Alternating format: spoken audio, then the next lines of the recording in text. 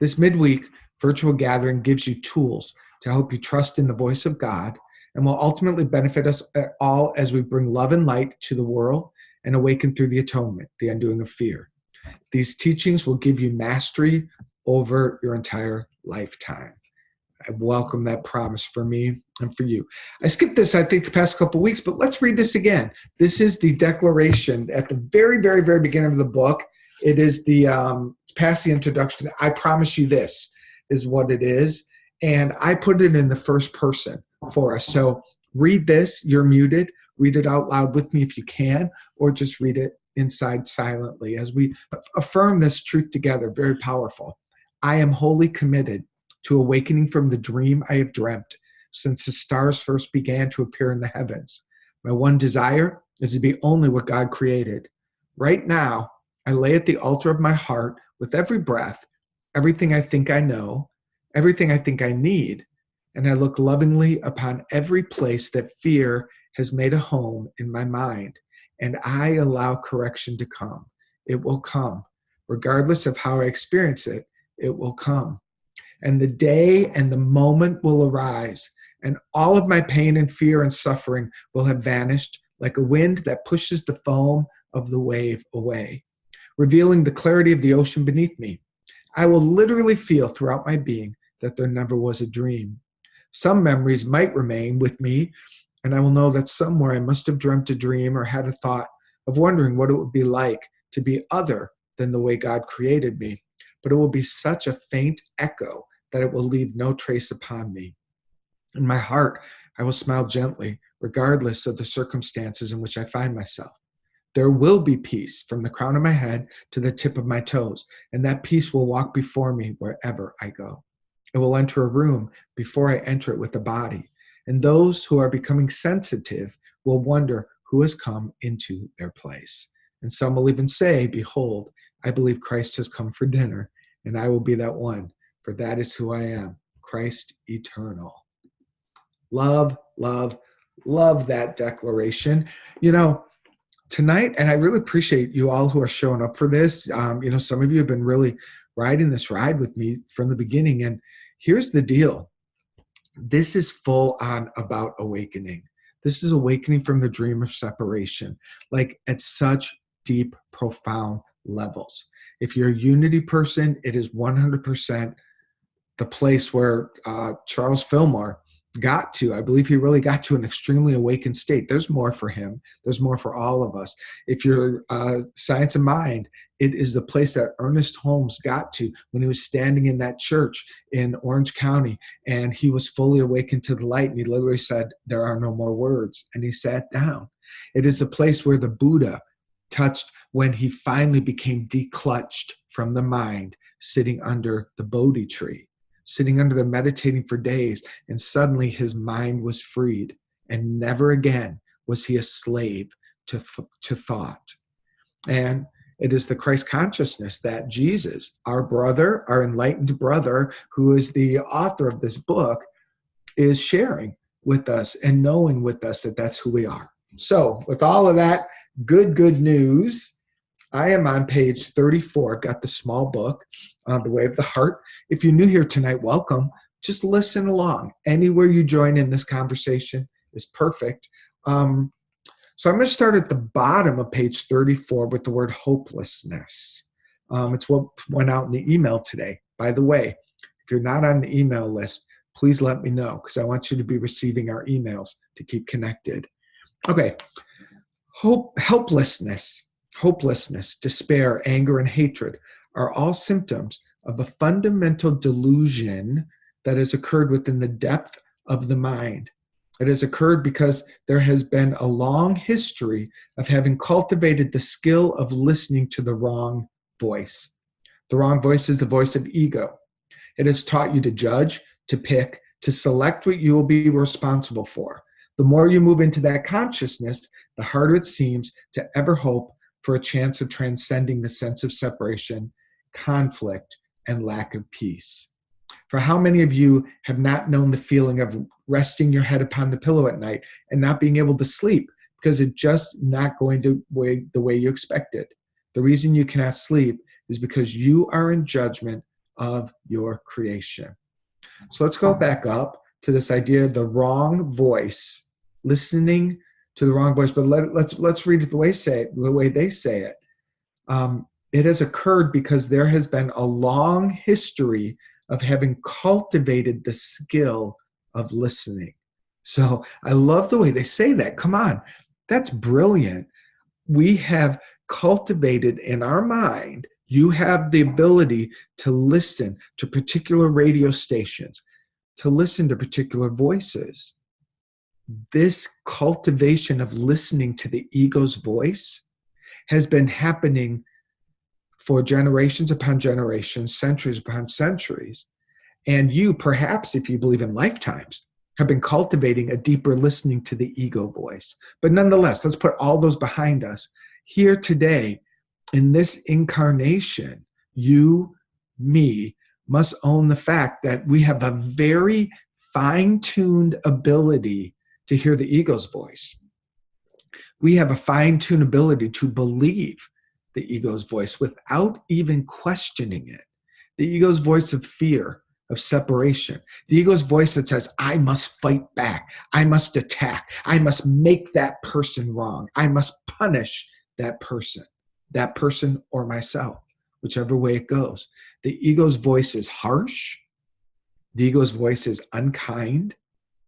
And the ego's voice only causes more and more belief in separation from God. It's a voice. Please hear this. It is a voice inside of you. You have cultivated a listening to fear at such a clear, intense level that it often doesn't take long for us to be caught by it, right? Like I can have a fearful thought like, oh, I'm just judging. Oh, that's a fearful thought. But if it keeps noodling and if it finds me in those vulnerable places where I'm a little tired, I'm a little angry, or I'm a little whatever, and the ego's voice creeps in there, it grabs me. And at some point, I'm believing that voice. And here's the problem with that. As we listen to and hear and believe the ego's voice, it shuts out the voice of spirit. It doesn't stop the voice of spirit, because the voice of spirit is always, always, always speaking to you. It is a voice inside of you also. Think of it, there's the ego's voice, there's spirit's voice. Spirit's voice is loving and gentle and patient and kind to you. But if the conditioned mind resonates so quickly with negative self-talk, with self-abuse, with beating ourselves up, with all those things, if the mind is conditioned to understand that language, as soon as the ego goes, it's like the mind goes, and it merges instantly with it. Stay with me. I'm sorry we go so deep, but I just listen within and I just roll it out. When we align with the ego's voice, so much so that we become identified as that. Like we lose our power temporarily to choose, which voice is really me? And on Sundays when I speak and teach or classes, I'm always, we are one with God. We are one with God. We know this. We sing this. We've affirmed this. We agree this. We are the expression of God's love. That's who we are. That's who we're here to be. And so every time we do that, we're practicing merging with that voice, merging with that voice. But as long as there are two voices in you, you're going to have a choice. And as long as the ego's voice is entertained more often, empowered more often, and fueled more often, you will gravitate towards that one. That's all that's happening. The ego's voice is created out of fear, and it exists in fear. That's its fuel. And again, you've become so identified with it at times that when it grabs us, away we go. And as this book says, this is where we're suffering. This is the lie. Now, I wrote Is the ego in my email today? Is the ego good? Is the ego bad? Where does it come from? What is it for? Because sometimes I hear often, well, the ego is healthy. There's a healthy ego. And I'm going to invite us to consider to be more bold, to just actually let that go and just let ego's voice be synonymous with fear's voice. So is fear good? Sure, that's easy. Fear is good when a dog is chasing me down the street. Fear is good when it's literally activated from the survival part of the brain and I'm in danger. Wonderful. If the house is on fire, thank you, fear. It's going to activate me. It's going to release chemicals in my body to give me strength. It's going to help me save myself and move. That's how fear is good. Fear living day in, day out, fear making up stories, living in fear that's not real, being in relationships where there's no harm, walking through the grocery store where there's no danger around me, and yet fear is activated. That's not the good fear. That's unacceptable fear. This is the kind of fear we're talking about. We're not talking about the kind that works for you 8 times in an entire lifetime. I mean, how often over the last week have you actually needed your fear? As I'm thinking about my last week, I would say 0. 0. I never had one concern, real concern, to be afraid. In the last week, from now to last week when we gathered in the Way of Mastery at this place and time, I'm thinking back over those 7 days, there's nothing to fear. There's nothing that I had to fear. Did I experience fear? I can tell you I did. But where did it come from? From me thinking silly thoughts, from me making up stories in my mind, from someone saying something that I didn't understand, and I interpreted it as attack, and therefore I created attack back. I hope you're following me. So let's go back to the word ego. Is the ego necessary? Is it ever important? My answer is no. No. You don't need it to survive. You don't need it to know God. What you need, the parts of your brain that need to be used, the logic, the organizing, the orderly, that will be used when you need it. But anything that comes from fear in thought is not needed.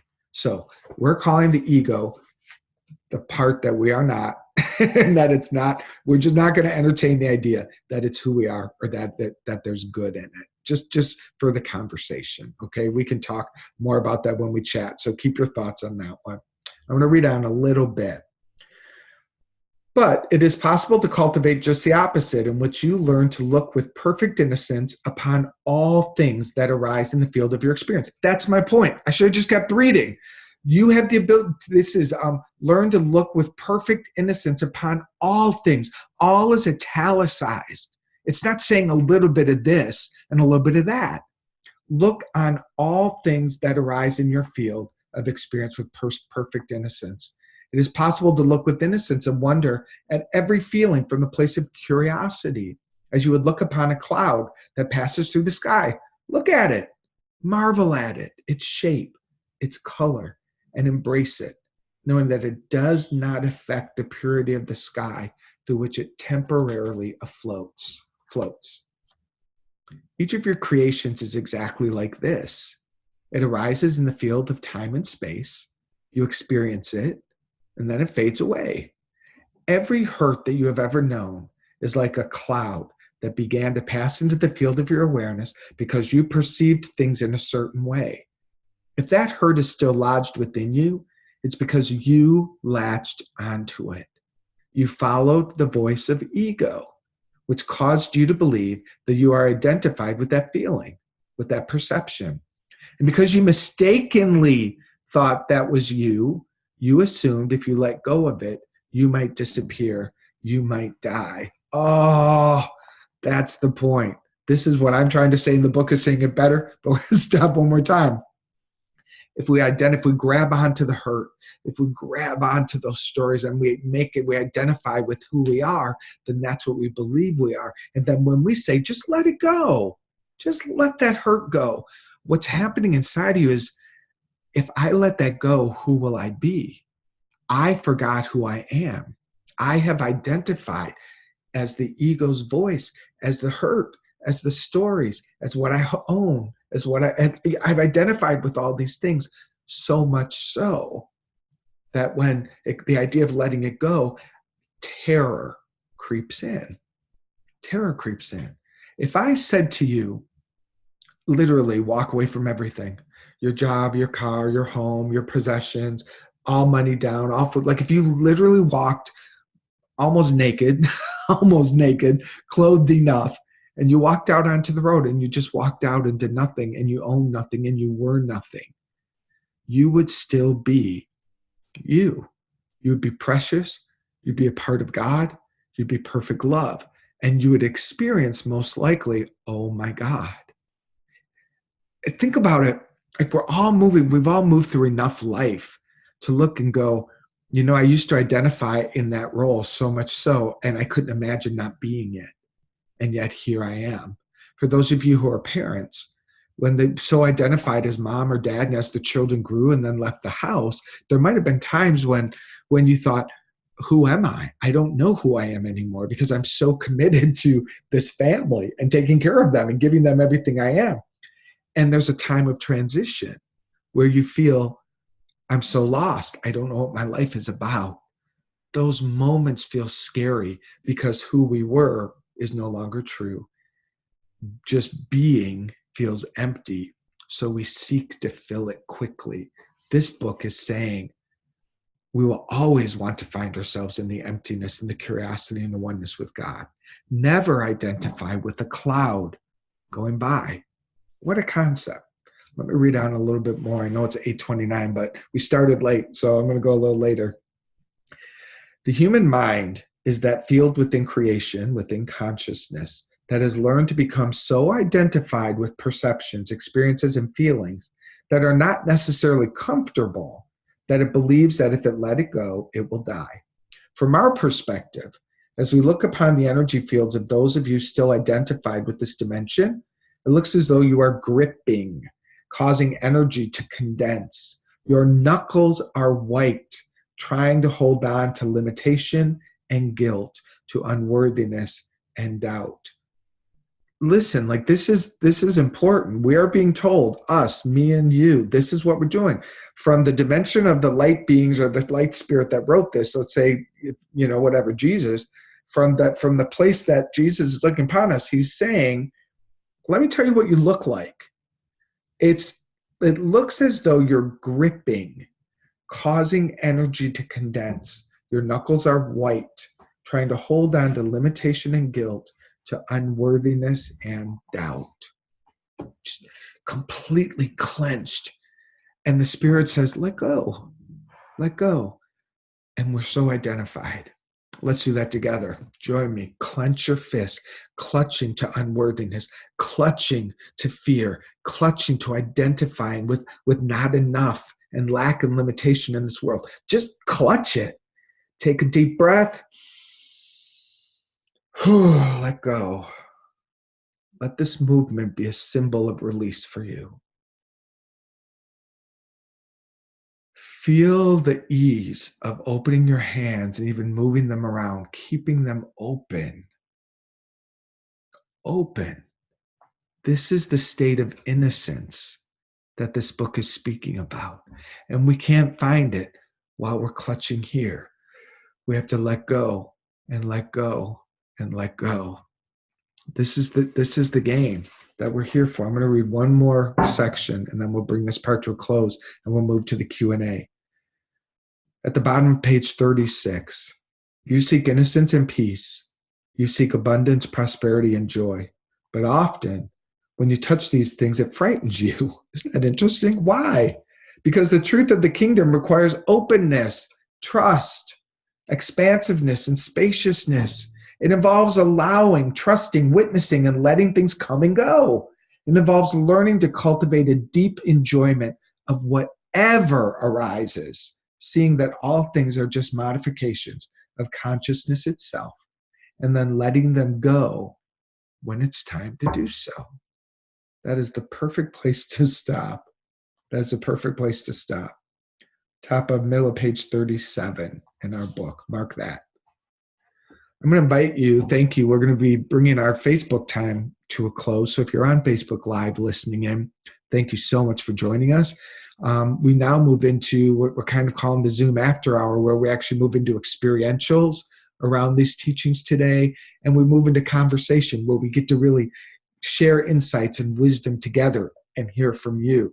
And so if you want to be a part of that, and you're like, I don't know how to be a part of that, all you need to do is get on our mailing list. So Ryan, if you could post the link in Facebook so people know where exactly to go to get on the Way of Mastery mailing list, we'll send you an email next week. We usually send them out at the beginning of the week for you to be a part of the after hour. So if you don't want to be, that's totally cool. Thanks for hanging out with us for the half hour. We do ask before you go, consider making some kind of donation to this work, to Unity of Naples that is hosting this evening.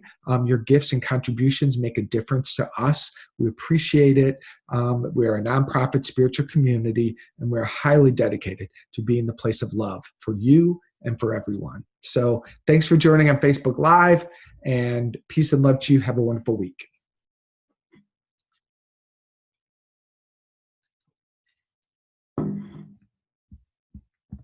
Okay, my friends. Whoo!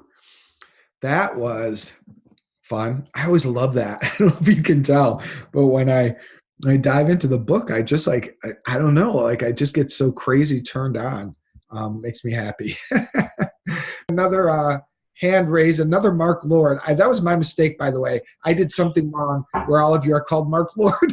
So I'm letting another Mark Lord speak. I unmute. If you're going to mute yourself, go ahead. This is Deirdre. Who is that? Hello? Sorry, it's Deirdre. Oh, hi, Deirdre. Hi, my other Mark. It's so funny that it's all me. My voice is talking to me, right? Hey, my friend, how are you? I keep getting unmute or muted. Anyway, so, when you say to offer it up to the Holy Spirit, is there any, like, is that the same as offering it up to, whatever you conceive of as God, or is there an aspect of God that you mean in particular when you say Holy Spirit? I do mean a very specific aspect of it. And let me find out how to describe this. And this comes from A Course in Miracles. But it is the idea that the moment you believed that you might be separate from God, or you could create separate from God, that's an insane idea. But because the mind had that thought and the mind believed that thought, it separated in experience from God. Now, the moment a problem appears in the mind, the solution simultaneously appears. Never does a problem appear without a solution. Never, never.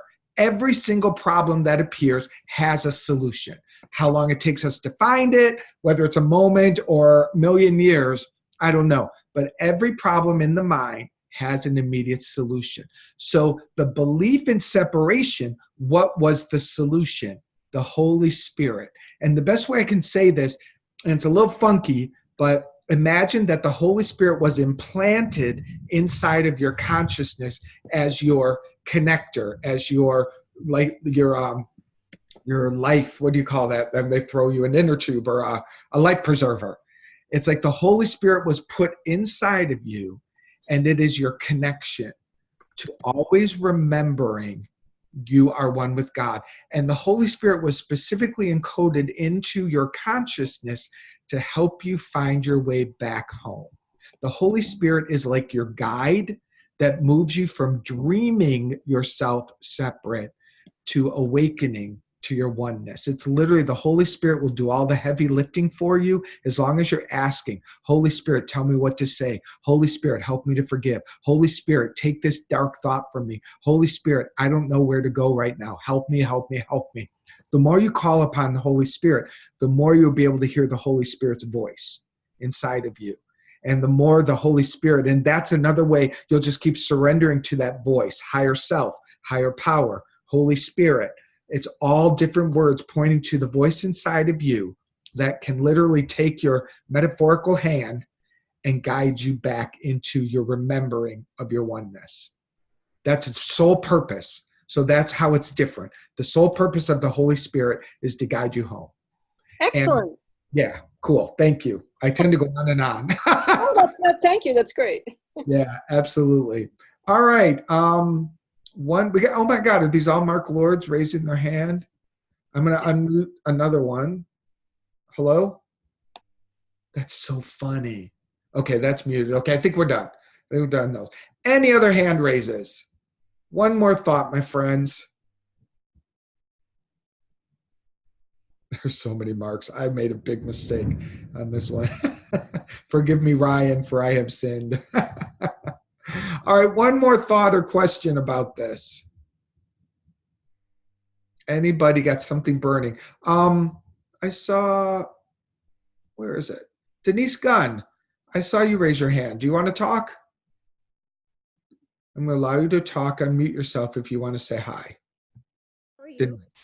Hey, hi, Denise. Hi. I had written a question. I'll be happy to ask it. Thank you so much. I was just a few minutes ago, and I'll try to get it correct, what you stated, that we don't have the energy to harness dark and ugly energy, and only the Holy Spirit does. Uh-huh. I was just wondering if you could maybe explain that just a bit more. Well, let me get an analogy that works well. There are things that you're struggling with that you're beating yourself up about because you won't stop doing. You think you should be the one that can do that. The gross example of that is addictions. We have addictions. We have them. I have them. We have patterns of thinking, patterns of choosing foods or relationships or sexual activity or mind-numbing substances, body-numbing substances. We become either dependent upon them or addicted to them. And every day you can wake up and go, I'm not going to do this today. I'm not going to do this today. And yet you do. I'm not going to think these negative thoughts about myself today. And yet you do. So it's those patterns that have us in their clutch, held strongly. Those are the areas where we think we should do something about it, or we can do something about it, or there's something wrong with us because we can't. And that's all, please forgive me, y'all, it's after 9 o'clock. That's such a mind fuck. It's such a wrong way to think. It's the Holy Spirit's job to do the healing and to unravel these patterns. If we would ask and surrender, ask and surrender, ask and surrender over and over and over, eventually it would become so loose that the Holy Spirit would set us free. That's what happens to people in recovery. When people who were once alcoholic and now they're sober, or they wherever they were addicted to, food or whatever, and now they're sober, they will tell you, yes, Grace, I saw from Grace, so I'm using your name. Grace sets us free. Amazing grace, how sweet the sound that saved a wretch like me. Once I was lost, now I'm found. Grace, something set us free. But that's not our doing. It's not, we are the ones that ask. We are the ones that welcome the Holy Spirit. The Holy Spirit does the heavy lifting. The Holy Spirit will do so much more for you, Denise, than you're letting it, than we're all letting it. The Holy Spirit is the grace of God that when you allow it and you welcome it, it will unravel the patterns and you'll become free. So does that make sense? Yes, thank you so much. Yeah, so pay attention, Denise, and everyone. Pay attention to where you're trying to make yourself better, where you're trying to improve something, where you're stuck in something and you're not able to stop it. Just notice that in the upcoming week and say, I can't stop this, but I bet the Holy Spirit could help me. That's the key. So I'm going to move into prayer. A fantastic night. Thank you, everybody. Again, my deep apologies for the slow start and my deep appreciation for Ryan. Man, this guy, he's in Dallas. He's just wonderful. I adore you, Ryan. And this guy works for us. And in the last minutes when I'm going, oh my God, what are we going to do? He's like, I'm working it. I'm working it. I'm working it. And he goes into this super cool mode, and then we land there. So I thank you for that. And we close our eyes together. We've been here for it was a long hour, and there's a lot of information here. Breathe into it. And what I know and affirm for all of us is that this prayer activates the Holy Spirit. This prayer turns up the volume of the voice of the Holy Spirit within all of us, within our minds, within our hearts. And I ask the Holy Spirit in this upcoming week to speak more clearly to all of us, to help us to begin to discern your voice from the ego's voice. I ask the Holy Spirit to become so loud and so clear within us that it becomes easier for us to surrender our patterns, to surrender our practices that have us trapped. Please, Holy Spirit, help us to judge not. Judge not. May we be free from self-recrimination. May we be free from guilt and shame and embarrassment. And may we just recognize that these thoughts, these patterns, they're of the ego, and they are not who we are. I ask the Holy Spirit to declutch us from every cloud of negativity that we have attached to and named as our identity. That's what the Holy Spirit does. And we receive miracles as the outcome. And that's what I welcome for me and for everybody here tonight.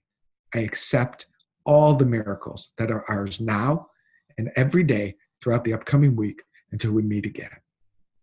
I give thanks for the fulfillment of this prayer because it is done, and so it is. Amen. All right, my friends, thank you so much. A good number of you stayed the journey, man. You're awesome. Love you all. Have a beautiful, beautiful night. Peace and love.